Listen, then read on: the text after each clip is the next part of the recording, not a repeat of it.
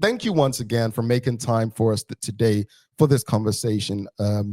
I don't think that we do a great job in Bermuda of celebrating, honoring, and teaching um, generations about people like yourself. So hopefully this morning, by the time this conversation's over, uh, people will be inspired to share, just like how they've learned about the Kathy Duffys and Patrick Tannock stories, and they will share them because the information is going to be in front of us. It's about what we share with others. So before we jump into your career and profession, just tell the audience a bit about your background and, what are some of the things that you like to do on your off time? Right. Well, I like to golf. I met my husband through golf, and so I try to golf as much as I can. But I really love my downtime too. So, when I was in Bermuda, and I think I'm going to say this because I'm hoping people understand. When I was in Bermuda, I went to Berkeley, and Mansfield Brock was my physics teacher. Loved Mansfield, loved physics. I had decided ever since I was a child that I was going to be a doctor. So I had Mm. already had my application into McGill to go into science because that's where I was going. And Mansfield Brock said to the physics class, the next career that you should think about is accounting, that there's great opportunities out there, that you should think about it. And I thought, sounds interesting, but I already have my application into McGill, and so off I went. And I will tell you this, I went to from Berkeley straight to McGill. I didn't go to sixth form. I went straight up there. I'm a person that has always believed, why waste time? Do things as quickly as you can. Don't waste time. Don't waste your life if you can go directly. So I Yep. went to commerce and got there, and I went to science, got there, and I was cutting off this in this biology class, and I thought, I don't like this. I don't see myself doing this forever. So I went to my professors and I said, if I wanted to switch to commerce, what do I need to do? And they said that just make sure you get through your year and you Mhm. switch over from year one into year two. And that's what I did. I switched to year two. But when Mr. Brock said that, and then obviously you went to major in one thing, and then you decided you wanted to go another route. Were you even aware, though? Were you even aware that taking this route, and if successful in taking this route and maintaining that accountant route and achieving CPA status, were you aware that you would be the first Black Bermudian to do it? No, I didn't. I just knew that this was something that I wanted to do. And you know what came out later? I didn't realize later, because some people just reached out to me earlier last year, that I actually became one of the pioneering Black professional accountants in Canada. Wow. So there were a few of us who just became pioneering Black accountants in Canada, not just in Bermuda. Mm. And so at that point in time, it was like, I think this sounds interesting. And off I went. Wow. That's incredible. Um, and when you look at your career, I mean, we're still living in a time where um, many women speak out about the challenges they faced in the corporate sector. What are some of the challenges you faced as a Black person and a woman, and how did you overcome them? Well, the first challenge, when I sometimes speaking to people, I just say this. Thank goodness it has changed over time.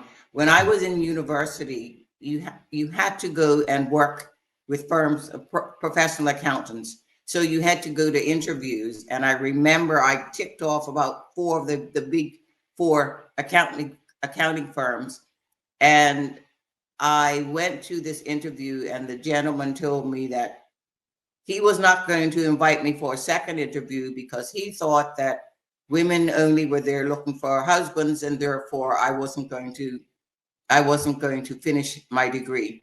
And I just looked at him in amazement and laughed.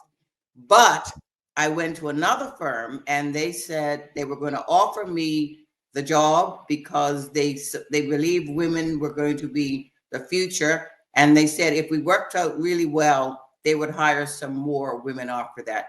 So myself and another girl, we were the first two women that their firm had ever hired. And you know what? The next year they hired 6. So that told me that women were on the rise, but we just had to make sure that we did what we had to do to prove that women can just do whatever, and women can multitask. I find it quite interesting that it was said that women are coming here to look for a husband. That's something that may get someone in a lot of trouble today. Today it would get them in a lot of trouble. Yeah. Think about this. When you're a professional accountant, you're going into lots of firms, you're doing your auditing work, you're doing whatever the firm sends, but you're seeing businesses at a high level, and you're interacting with account managers, management. You're interacting them in such a way that you could say to yourself, I think that this is a profession, or this is a institution that I would be interested in. And so you get an opportunity, if you will, to see into organizations that later on you could come, if you have your degree and you have an interest, you can get in at a higher level than just starting at just an entry level. So I say to people, accounting has always been the way to see the possibilities out there, and therefore do it as quickly as you can so that you can get on with life. When you look back at your career in accounting, what are you most proud of? I'm proud of trying to give people up the opportunities, and it's ironic that we had this discussion because I was at the Princess Gala on Friday celebrating Kathy and Patrick, and every time Patrick sees me, he reminds me that I gave him his start at the hospital, and so I just say, if you have the opportunity, and if I have the opportunity, I always want to open doors for young people who you see have talent, and give them the opportunity to find their way, because that's what should happen. People did that for me, so why am I not doing it for the people behind me? Mark Arthur C. Phillips has quite a few questions. He's asking, how has the accounting industry changed over the years? Do you miss the old days?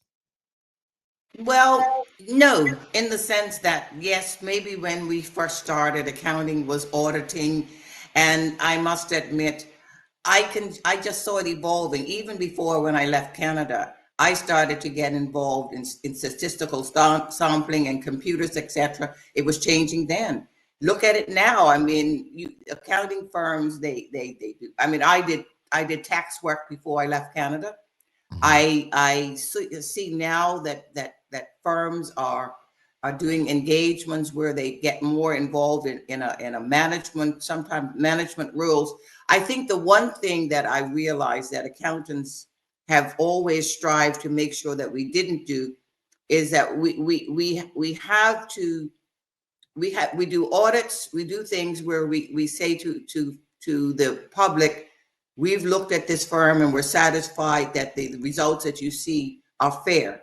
Now we have to make sure that we don't do other things that compromise our ability to be independent, because that's the mark of the professional accountants, the independency. But in terms of being able to opine on lots of things, you have to. And even the studying that the people who want to be chartered accountants do now, you do many things that will enable you to go into many different industries. You don't have to be an auditor anymore. You now can go in and be anything that's related to business. We have Michelle White asking, at what point did you discover that you were a trailblazer? What was your reaction? I mean, I knew that I was a trailblazer as it relates to my firm, in terms of, as I say, hiring 2 and then hiring 6 after that, and then going after that.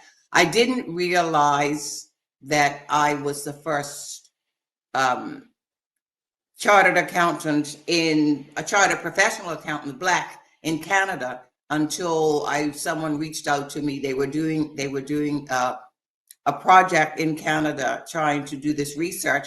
And that sort of surprised me, but made me feel good, in the sense that I was going to follow something that was good for me, and I was satisfied and happy that other people came behind us, because you really want to believe that other people know about what you're doing. And in Bermuda, I try and have conversations with young people, especially women, about opportunities. And I have a rule of thumb for myself that says, touch it once, know what you want to do, get on with it. Don't start messing around, get on with things. Life is too short. Just touch it once and move. Sean Smith's asking, why did you choose CA/CPA over CMA? What's CMA? Sorry, my ignorance. When of course, I went to university in Montreal, and I went to McGill, and the idea of the professional chartered accountancy was something that I believed was the direction that I wanted to go. Not that I didn't recognize that the CMAs had their area of expertise, but I believed that I wanted to get into being able to do the audit opinion and being able to delve into things that were happening, and therefore the CPA route was the best for me. When you see there are still maybe positions that have not seen a woman or a Black person, what would you say? Like, what advice would you give to someone who wants to get into a space where it's maybe male dominant, and they want to make a difference? Well, first thing I would say to them, reach out to anybody that you know that's in their space. Mm-hmm. And most people like me, I'm very approachable. I used to get together, I tried to get a group of women so that we could talk about glass ceilings, we could talk about what you want to do. And I knew the fact that years ago, you used to have things where schools would invite people to come in and talk to them about professions, and would talk about, what was it like when you were coming along, and so you could learn from history, and that's something that I think should be reintroduced. Schools should have the opportunity to talk to the people that are out there that are could be their role models. You don't have to go in and look to somebody that's off the island. You've got lots of people on the island who have done things. And I think most people do it without going up and pumping up their chest and saying, I'm the first. They get on doing whatever they should be doing. And if someone comes and says, well, what about this? How did this happen to you? I think a lot of people would be very willing to share their stories, because I, like a lot of other people, I enjoyed what I'm doing. I enjoyed the interaction. I enjoyed meeting the people, and I want to see people develop on this island, because anybody that's here, we need to be using them to the best of their ability, because Bermuda doesn't have enough people. How important is family in terms of what you've been able to accomplish professionally? Family is so important. I have to be thankful. I have my husband of 50 years. We just celebrated our anniversary. And some of the things that I've had to do, I've had to just say to him, look, I'm going to be really busy or whatever else, and I need you and the kids, the girls, to, just give me a little space while I'm doing this. And they have. I have my daughters who I've always encouraged to take degrees, take things that are important to them. And as I tell my daughters, I say to everybody out there, touch it once, because you don't have time to do it over again. Just do it right the first time and make decisions. Too often people look at things and they waffle and whatever else. You're wasting your time. Indeed. Make a decision and move on, because that way you have some more time for other things. This is a question I had, but I'm going to give it to Mark Arthur C. Phillips. Do you fear the advancement of AI, there will be less need for a CPA, like with the advancement of technology, period? No.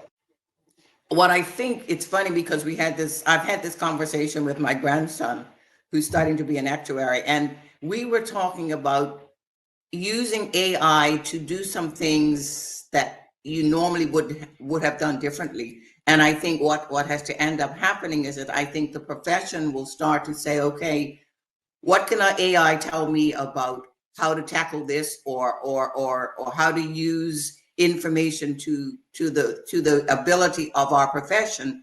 So I just think that there will be things that will still need to be done. Maybe some of what I will call I used the expression ticking and bopping. That's an old expression from way back. You will do things differently because AI will help you get some of the information and analyze some of the results so that you're using your brain to analyze rather than using as much time to assemble. This has been awesome, man. I greatly appreciate you accepting our invite, coming on, engaging our audience, and sharing that. And I hope people remember, because Michelle White just put it up as well. Touch it once equals commit. Sound advice. Yeah. Yeah, I agree. I definitely agree. Madam, thank you so much for making time. I hope this is not your last time on the show, because we definitely want to ensure that people are inspired to go and achieve what it is that they would like to do based on your own story. And thank you for being a trailblazer. And I think one of the lessons I've learned from this conversation today is the focus is never to be the first or to be a trailblazer, right? The focus is to really find what it is you want to do and go make it happen. And, who knows? You may end up being a trailblazer, but you may inspire someone else to be one, if not you. So I appreciate you. Thank you. And sending love to you and your family. And again, happy 50 years to yourself and your husband. That's quite, we learned a lot about you today. So thank you for allowing us into your space and coming into our space and engaging with us. Have a wonderful day. Thank you, and wonderful day to everybody else that's out there.